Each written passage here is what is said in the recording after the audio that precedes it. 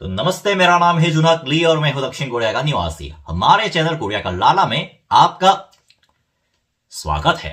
तो हिरन से इश्क करने वालों, जैसे कि आप सबको पता है कि मैं YouTube पर अपने पुराने जोश, पुराने एनर्जी और पुराने कंटेंट के साथ कमबैक कर चुका हूं और इसी बात को मद्देनजर रखते हुए मैं कई दिनों से सोच रहा था कि इसी एक टॉपिक पर वीडियो बनाया जाना बहुत जरूरी है। तो जैसे आप लोगों ने टाइटल में पढ़कर समझ लिया होगा कि आज के इस वीडियो में मैं कुछ एक ऐसी आदत की बात करने वाला हूं जिसके तहत, यानी कि जब तक आपके साथ वो आदत है तब तक शायद आप चाहते हुए भी कोरियन भाषा नहीं सीख पाएंगे, तब तक आप चाहते हुए भी कोरियन भाषा में माहिर नहीं बन पाएंगे। तो आओ यार, शुरू करते हैं बिना किसी ब्लैक बक के। वैसे मेरे वीडियो के नीचे कई तरह के कमेंट्स आते हैं, ज्यादातर अच्छे कमेंट्स होते हैं, लेकिन उनमें से कुछ कमेंट्स ऐसे होते हैं कि भाई मुझे कोरियन सिखाओ, भाई मुझे कोरियन सीखनी है, भाई कोरियन का फ्री में कोर्स दे दो। मतलब मैं ये कमेंट पढ़कर सोच में पड़ जाता हूं कि एक्चुअली इनका मकसद क्या है, ऐसे लिखने का इनका इंटेंशन क्या है। या मैं ये बात दावे के साथ कह सकता हूं कि उनमें से 99% लोग ऐसे होंगे कि जो शायद एक मजाक के रूप में हमारी कोरियन भाषा को सीखने की शायद कोशिश करेंगे भी या नहीं, मेरा मतलब ये नहीं पता, लेकिन मैं दावे के साथ कह सकता हूं कि उनमें से 90 से 99% लोगों का इंटेंशन ऐसा होगा। बेसिकली कहने का मतलब यह है कि अगर आपको किसी भाषा में माहिर होना है ना, किसी भाषा को सीखने के आपके अंदर जुनून है, जोश है, लगन है, तो आपको सबसे पहले ये आदत छोड़नी होगी और वो आदत है किसी पे डिपेंडेंट रहना। यानी कि अगर आपके अंदर किसी भाषा को सीखने का इतना ही जुनून है, इतना ही जोश है, तो सबसे पहले आपको किसी और के ऊपर निर्भर रहना ही छोड़ना होगा। मैं ये बात अपने भाषा सीखने के अनुभव के आधार पर कर रहा हूं। मैं 15 साल का था जब मुझे हिंदी, उर्दू, बंगाली जैसी भारतीय भाषाओं के ऊपर मेरी रुचि जागी। पता नहीं क्यों वैसे जाग गई। वैसे 3 इडियट ने उसमें बहुत बड़ी महत्वपूर्ण भूमिका निभाई है, लेकिन आप लोग जानते हो कि एक 15 साल के बच्चे के जेब में पैसे बोलने को तो कुछ है नहीं। और उस जमाने में कोरिया में इंडिया, बांग्लादेश जैसे देशों का नाम इतना मशहूर भी नहीं था कि मैं उन भाषा सीखने के लिए कोई कोर्स खरीद लूं।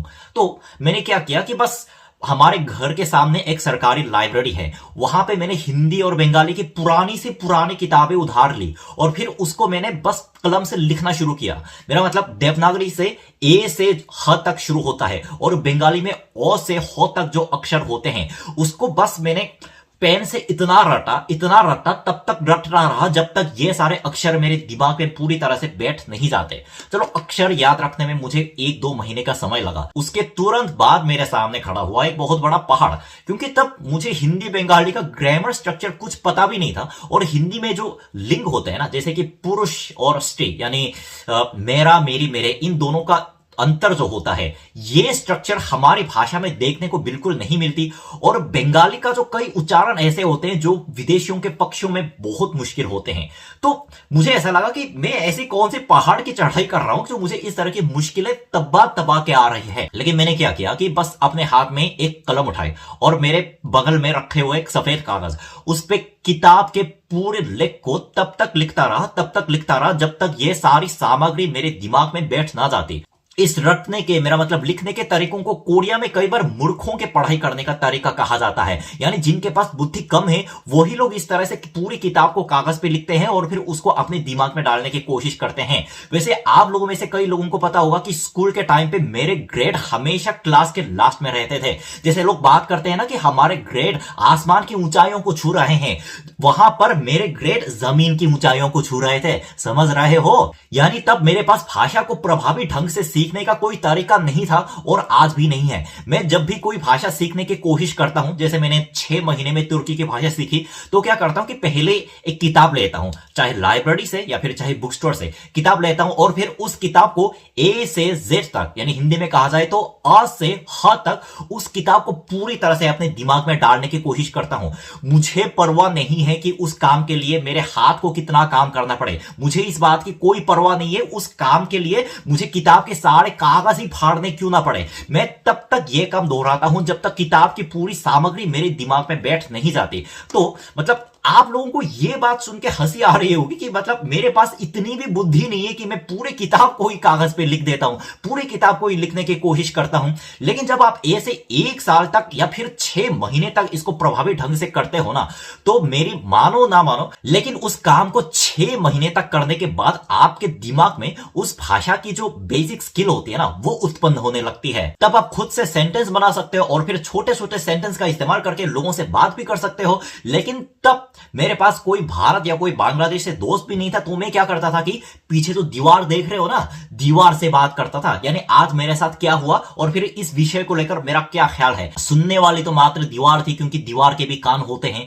तो मैं अपने दिमाग में और फिर अपने मन में जो भी शब्द मेरे घूमते थे उनको अपने मुंह से बोलने की पूरी तरह से कोशिश करता था। और इस तरह के 2-3 साल तक बिना किसी टीचर के कोशिश करने के बाद मैं हिंदी या बंगाली में वहां के स्थानीय लोगों से बात करने के लेवल पर पहुंच गया। तो कई लोगों का यह मानना है कि किसी भाषा सीखने के लिए टीचर की अति आवश्यकता होती है, लेकिन मैं मजबूती ढंग से इस बात का विरोध करता हूं। क्योंकि अगर आपके अंदर उस भाषा को लेकर बहुत ज्यादा जुनून भरा हुआ है तो आप बिना टीचर के, बिना क्लास के 0 रुपए लगाकर भी कोई भी भाषा सीख सकते हो। और आप लोगों को बता दूं, मैं अभी अपनी स्कूल टाइम की बात कर रहा हूं, जब मैं 15 साल का हुआ करता था। और अभी की दुनिया इस हद तक प्रगति हो गई है कि आजकल आप लोगों को इंटरनेट पे पीडीएफ की किताबें फ्री में मिल जाती है, यूट्यूब पर बहुत अच्छे अच्छे वीडियोस फ्री में मिल जाते हैं। और आजकल बहुत सारे ऐसे एप्लीकेशन भी आते हैं जिस पर आप 0 रुपए खर्च करके उस भाषा को मातृभाषा के रूप में प्रयोग करने वाले वक्ता के साथ आप उस भाषा में बात कर सकते हो। उसका कोई चार्ज नहीं लगता और उस एप्लीकेशन के माध्यम से आप उस देश में रहने वाले दोस्तों को भी बना सकते हो। लेकिन इन सारी चीजों की एक ही शर्त है, और वो शर्त यह है कि आपको सबसे पहले खुद के अंदर उस भाषा को लेकर जुनून, जोश, लगन, ये तीनों चीजें भरनी होंगी। और दूसरी बात, किसी पे डिपेंडेंट रहना छोड़ देना होगा। क्योंकि कई लोगों का मानना है कि मैं ऐसे बिना कुछ किए बस वो सीट पर बैठे बैठे कोई टीचर आएगा और मेरे दिमाग में उस भाषा का यूएसबी चिप डालेगा जिससे मेरी लैंग्वेज स्किल अच्छी हो जाएगी।